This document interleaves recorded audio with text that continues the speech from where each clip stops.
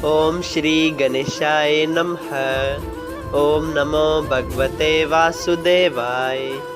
हरे कृष्णा कृष्ण कृष्ण हरे हरे, हरे राम राम राम हरे हरे।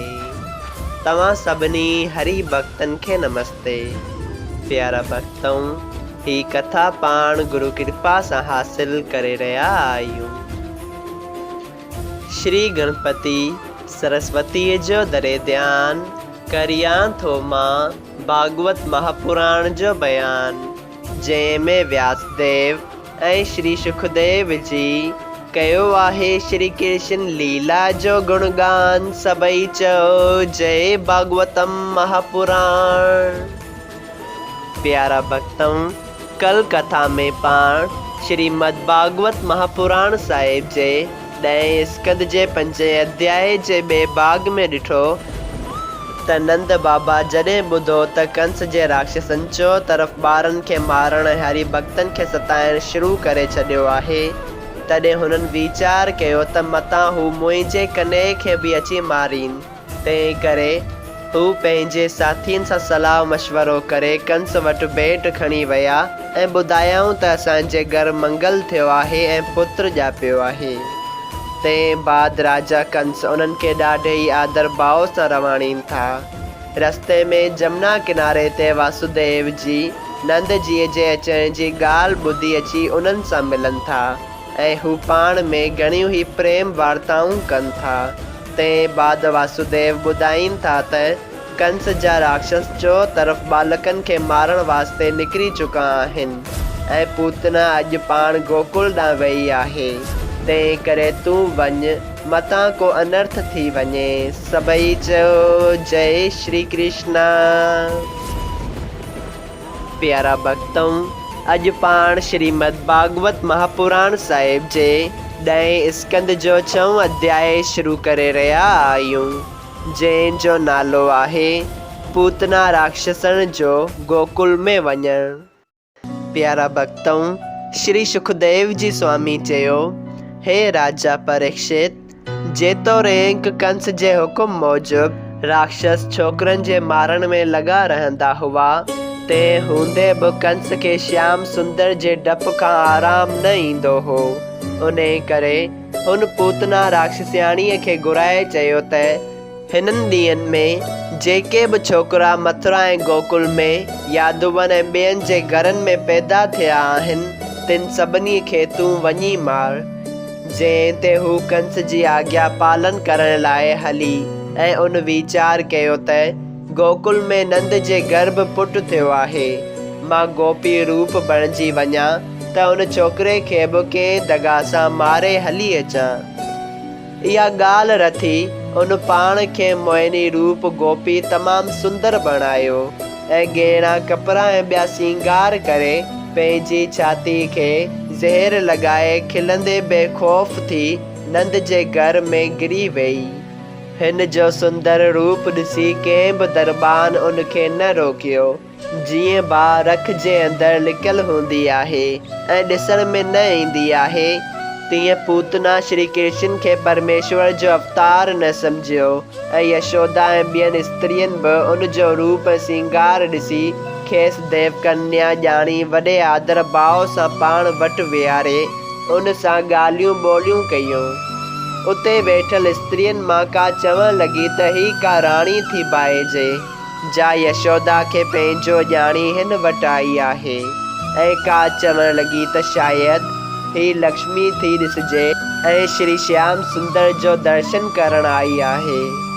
उन वक़्तु श्री श्याम सुंदर पींगे में पए लुॾियो, जंहिं पूतना खे ॾिसी मुरकियो ऐं ॼातो त ही कपट रूप धारे मुंहिंजे मारण लाइ आई आहे। तॾहिं श्री कृष्ण अखियूं बंदि करे मन में चयो त तमामु चङो थियो जो ही सिधी मूं वटि आई।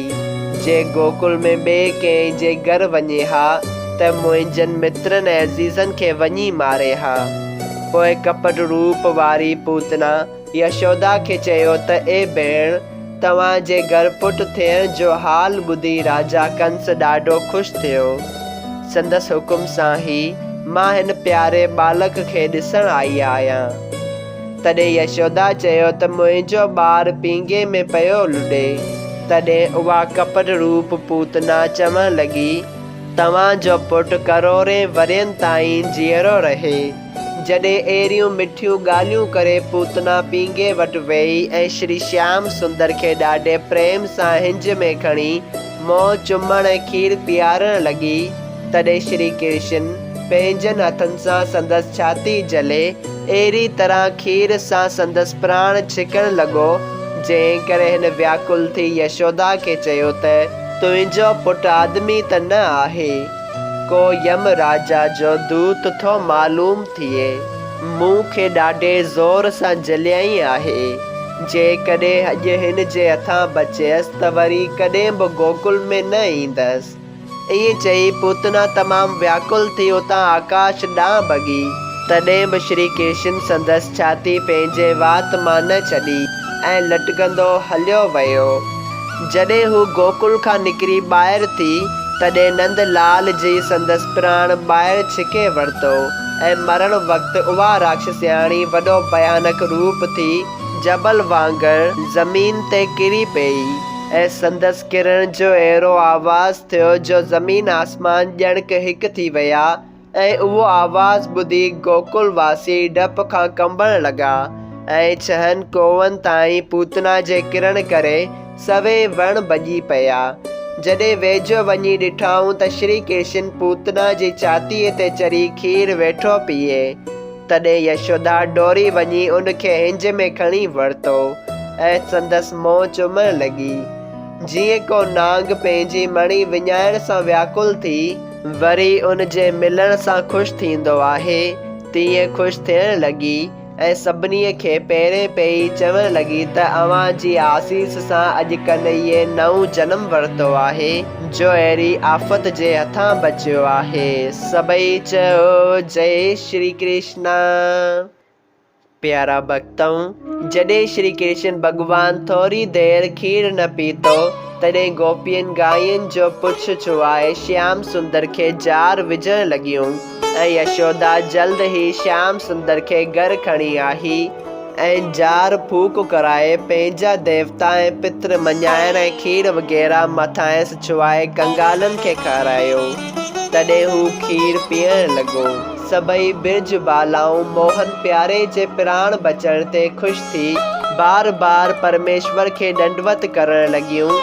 गोपियूं ऐं ग्वाल पूतना जे लोथ वटि बि चवण लॻा त हिन जे किरण जो आवाज़ ॿुधी अञा ताईं असांजा कलेजा कंबनि था।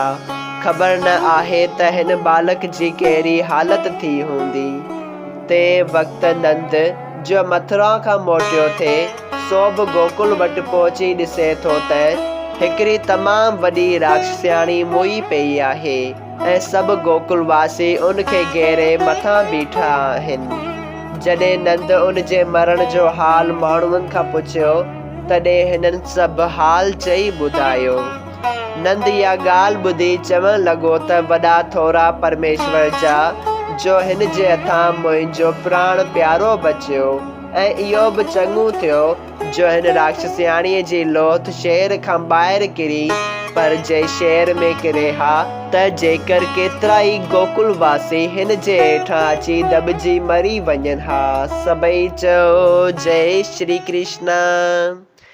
श्रीमद् भागवत महापुराण साहिब जे 10 स्कंद जे 6 अध्याय जो पहिरियों भाग संपूर्ण थियो। अगर तव्हां सभिनी हरि भक्तनि खे हिन कथा मां लाभ हासिल थियो हुजे त कृपया हिन कथा खे ॿियनि हरि भक्तनि सां शेयर कजो त उन्हनि जो बि भलो थिए ऐं तव्हांजो बि भलो थिए। सभई चयो जय सिया राम। राधे राधे।